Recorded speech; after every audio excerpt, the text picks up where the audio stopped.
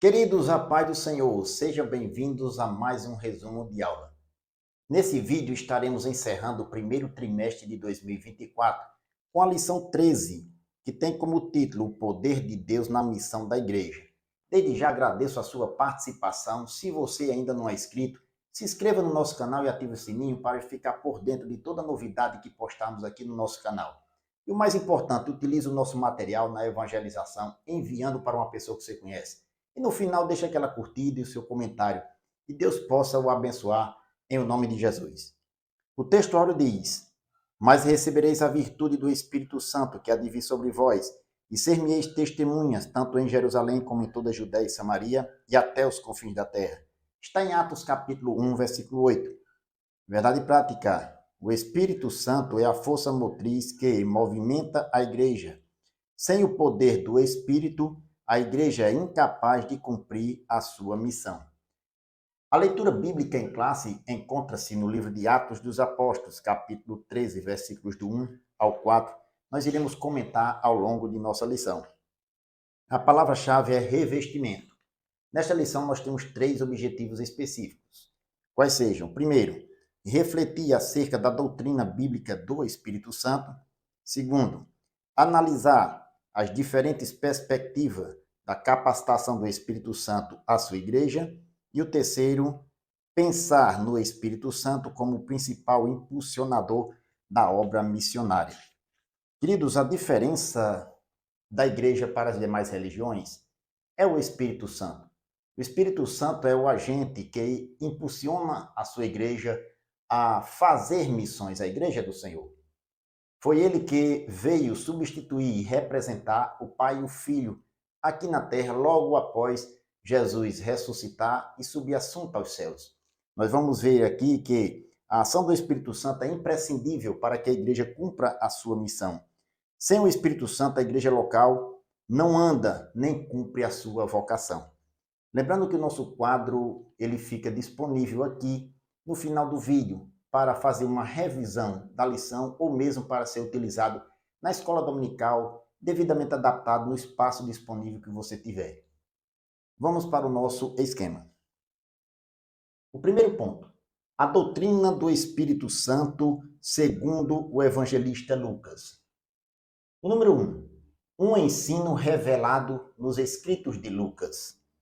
Queridos, tanto no Evangelho de Lucas como no livro de Atos dos Apóstolos, o Espírito Santo aparece como um agente que capacita para o ministério. Nós vemos, por exemplo, na vida de Jesus e na igreja. O comentarista ele comenta aqui, na vida de Jesus e da primeira igreja, como uma necessidade que o Espírito Santo atuasse para impulsionar no ministério. O revestimento de poder era uma promessa que Jesus deixou para a sua igreja, logo depois da sua ressurreição, que ele subiu assunto aos céus, quando aparece para os seus discípulos, por exemplo. Em Lucas capítulo 24, versículo 49, Jesus ele deixou essa promessa, no final do texto de Lucas, ele registra: Ficai, porém, na cidade de Jerusalém, até que do alto sejais revestidos de poder. Note, revestidos de poder, até que o tempo necessário os discípulos deveriam aguardar na cidade de Jerusalém para ser revestidos de poder. Assim, a promessa do Espírito Santo do revestimento de poder do alto estava na promessa de Jesus para os seus discípulos e para a sua igreja. O número 2, o enchimento do Espírito como experiência necessária. Nós vemos o enchimento do Espírito ou a capacitação do Espírito, o poder do alto, no ministério de Jesus. Em Lucas capítulo 3, versículo 21 e 22, especificamente o versículo 22, diz o texto que o Espírito Santo desceu sobre Jesus logo após o seu batismo, numa forma corpórea como de uma pomba. Note, o Espírito Santo veio sobre Jesus. A terceira pessoa da Trindade Santa veio sobre a segunda pessoa. E do alto, a primeira pessoa, o Pai, bradou lá dos céus: Este é meu filho amado em quem tenho prazer.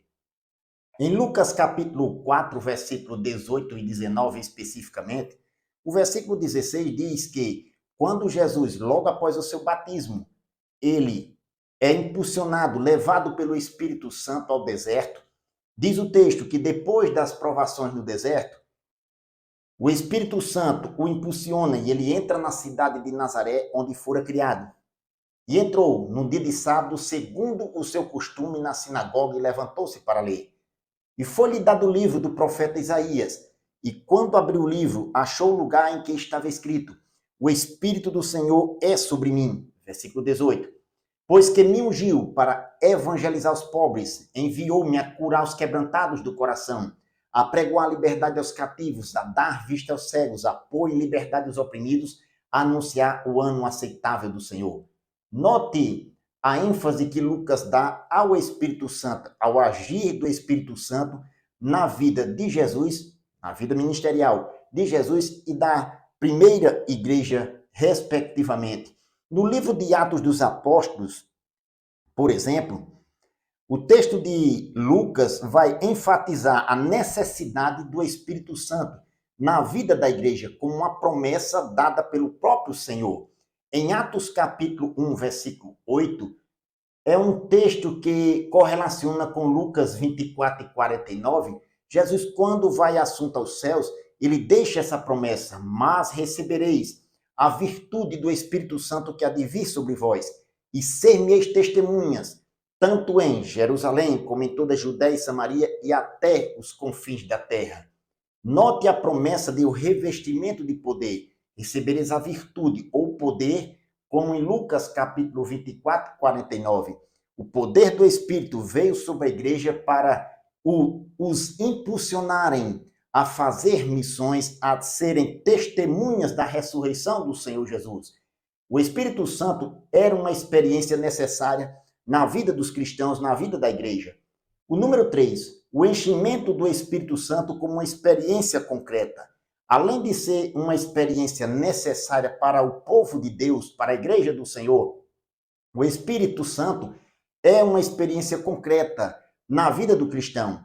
Um exemplo disso, os acontecimentos objetivos de Atos capítulo 2, no dia de Pentecostes. Observe o texto de Atos 2, versículos do 1 ao 4. Diz que, cumprindo-se o dia de Pentecostes, estavam todos reunidos no mesmo lugar. De repente veio do céu um som, como de um vento veemente e impetuoso, e encheu toda a casa em que estavam assentados. E foram vistas por eles línguas repartidas como que de fogo, as quais pousaram sobre cada um deles.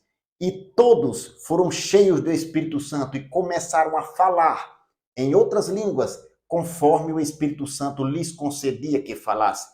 Note a objetividade dos escritos de Lucas nesse texto para mostrar uma experiência concreta do Espírito Santo. Primeiro, foi ouvido um som e ele compara como de um vento veemente e impetuoso.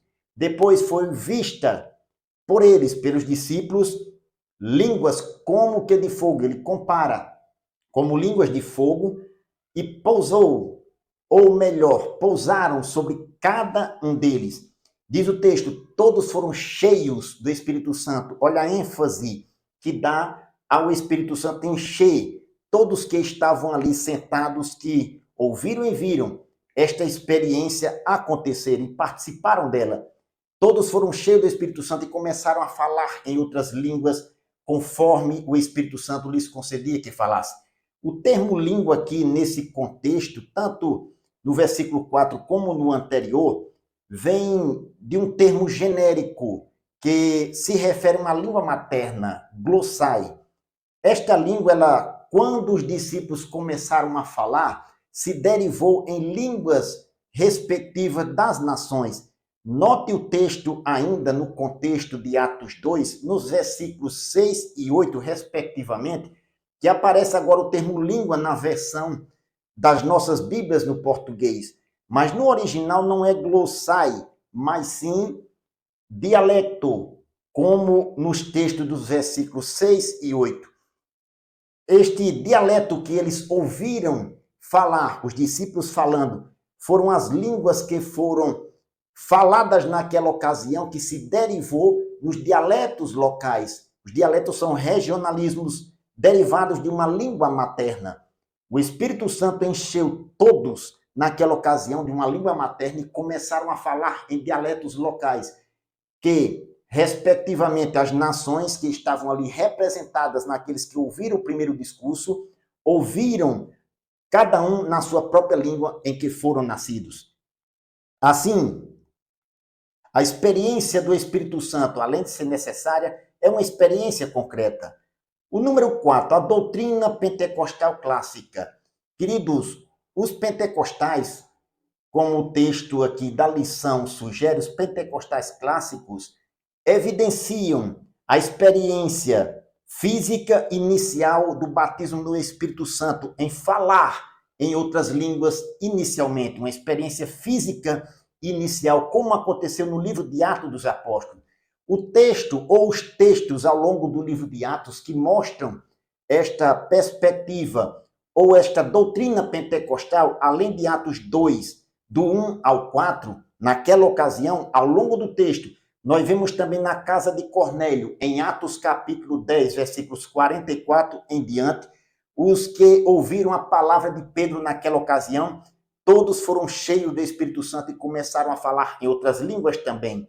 E em Atos capítulo 19, versículo 6, quando Paulo chega em Éfeso e encontra ali 12 varões que não conheciam o Espírito Santo ou a doutrina do Espírito Santo, e Paulo ali, além de explicar o batismo, naquela ocasião com o Espírito Santo, impõe sobre eles as mãos e todos falaram em línguas e profetizavam. Note, são experiências aqui no livro de Atos ao longo do texto e na atualidade ainda o Senhor Jesus batiza com o Espírito Santo. Portanto, a doutrina bíblica do Espírito Santo assegura que o poder é imprescindível ao cristão e à igreja. O segundo ponto, o Espírito Santo capacitando as testemunhas. O número 1, capacitando as testemunhas. Ao longo do livro de Atos dos Apóstolos, nós vemos o Espírito Santo atuando, capacitando a igreja para as missões em diferentes perspectivas.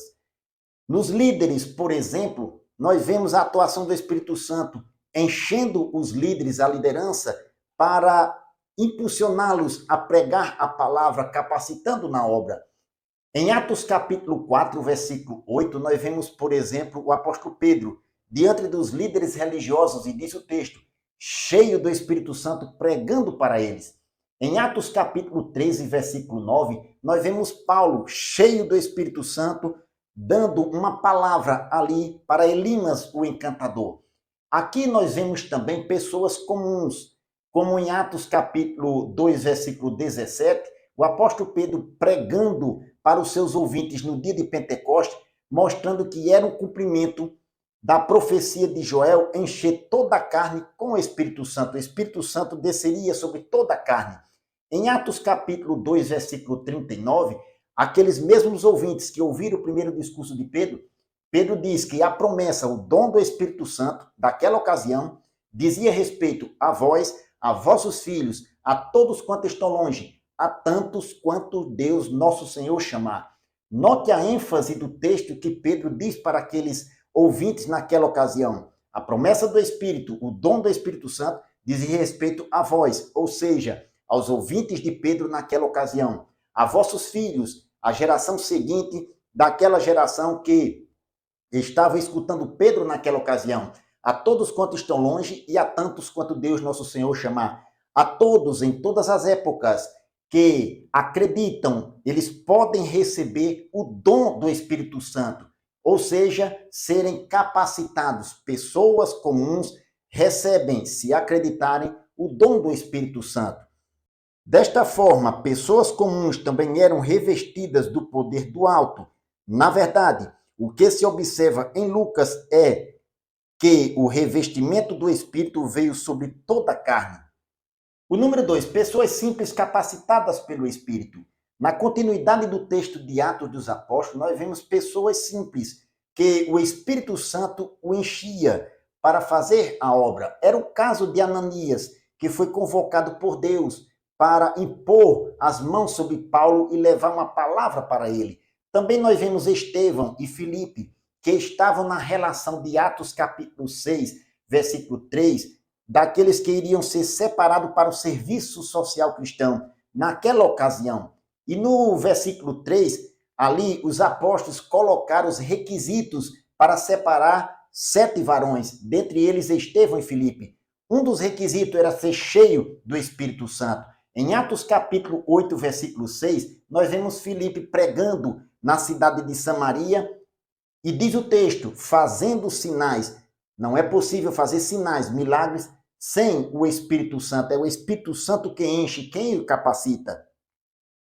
O número 3, capacitando a igreja.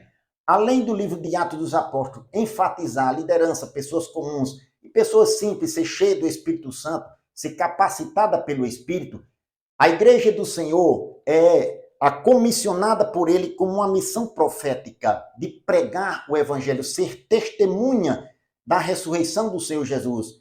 Em Atos capítulo 1, versículo 8, nós já citamos ali anteriormente, mas o Senhor Jesus, quando foi assunto aos céus, ele deixou a promessa dizendo: mas recebereis a virtude do Espírito Santo que há de vir sobre vós, e ser-me-eis testemunhas, tanto em Jerusalém, como em toda a Judéia e Samaria, e até os confins da terra.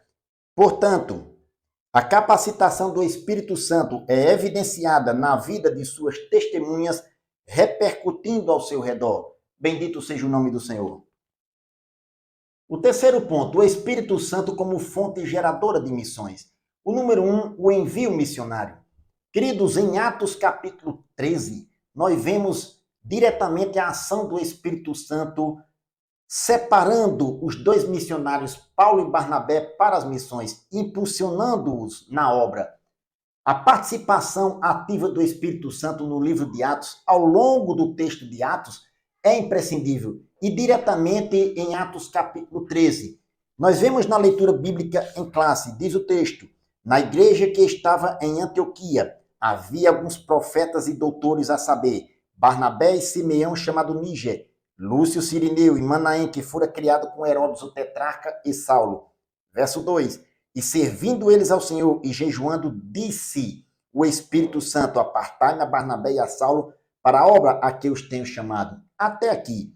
Note a ênfase do Espírito Santo, que alguns comentaristas vão tecer comentários a respeito desse texto, da chamada de Paulo e Barnabé pelo Espírito Santo, da seguinte forma. Existe uma visão de que o Espírito Santo usou os profetas que ali estavam na igreja de Antioquia para separar Paulo e Barnabé. Porém, existe uma outra visão de que o Espírito Santo falou diretamente para apartar Barnabé e a Saulo. Note a ênfase do texto no versículo 2, que disse o Espírito Santo. Ao longo do texto de Atos dos Apóstolos, nós vemos outras ocasiões em que o Espírito Santo falou diretamente.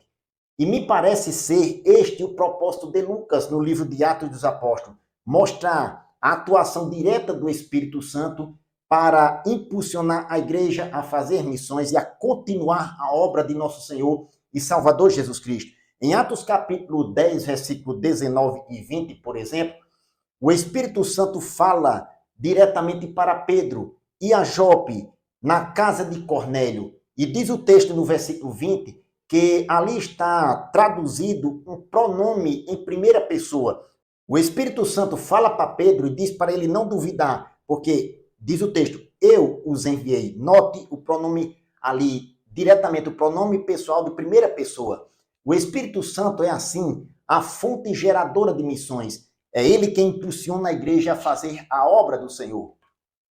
O número 2, a estratégia missionária. Queridos, para se enviar missionários ao campo para pregar o evangelho, não basta apenas enviar, mas existem algumas perguntas que na organização de uma missão deve ser feita. Quem enviar, quando enviar e como enviar. Nós sabemos que Deus ele é soberano e não está limitado a planejamentos humanos, como em Atos, por exemplo, capítulo 8, que se levantou uma grande perseguição contra a igreja. Não deu tempo da igreja planejar desta forma o envio missionário, mas como igreja do Senhor, que nós aqui participamos e fazemos parte, nós devemos nos organizar. Quando enviar, quem enviar, e como enviar devem ser perguntas que podem ser respondidas num planejamento para as missões. Buscar a orientação do Espírito Santo nesta ocasião é imprescindível. Assim como no livro de Atos dos Apóstolos, o Espírito Santo atuava na igreja e impulsionava a fazer missões, nos dias atuais o Espírito Santo é o mesmo. É ele o agente que impulsiona a igreja a proclamar o evangelho. Comentarista, ele nos diz: é possível que agências missionárias e igrejas adotem uma estratégia errada no envio missionário. Não basta só o desejo de fazer missões, mas é preciso buscar a orientação do Espírito Santo a respeito de como isso deve ser feito. Em Atos capítulo 13, versículo 3, mais uma vez no texto da leitura bíblica, diz: então, jejuando e orando, impondo sobre eles as mãos, os despediram. Note que Paulo e Barnabé foram separados pelo Espírito, mas eles estavam em uma campanha de oração e jejum, e despediram, abençoando, colocando sobre eles as mãos. Em Atos capítulo 16, versículo 9, nós vemos a atuação do Espírito Santo na vida dos missionários, especificamente na vida do apóstolo Paulo, quando ele tem uma visão em Troade, que se apresenta para ele um varão da Macedônia e diz: passa a Macedônia e ajuda-nos. Note o texto da atuação do Espírito Santo falar com o apóstolo Paulo através de uma visão em Troade de noite. Aqui nós vemos que é imprescindível a atuação do Espírito Santo na vida do seu povo para fazer missões. Desta forma, o poder do Espírito Santo impulsiona-nos a cumprir a grande comissão. Bendito seja o nome do Senhor. Queridos, o Espírito Santo é quem faz toda a diferença na vida da igreja. Sem ele é impossível a igreja caminhar aqui na terra e, inclusive, fazer missões. É ele o agente impulsionador, é ele o agente capacitador, é ele o agente que orienta, o orientador da igreja. É ele quem cuida, é ele quem guarda, é ele quem habita no seu povo. Sem ele é impossível fazer missões. Ficamos por aqui. Sou grato a Deus por mais um trimestre ter se passado. Ficamos desta forma contentes, alegres com o Senhor e pedimos a Deus as bênçãos dele sobre a vossa vida. Que Deus o abençoe em nome de Jesus.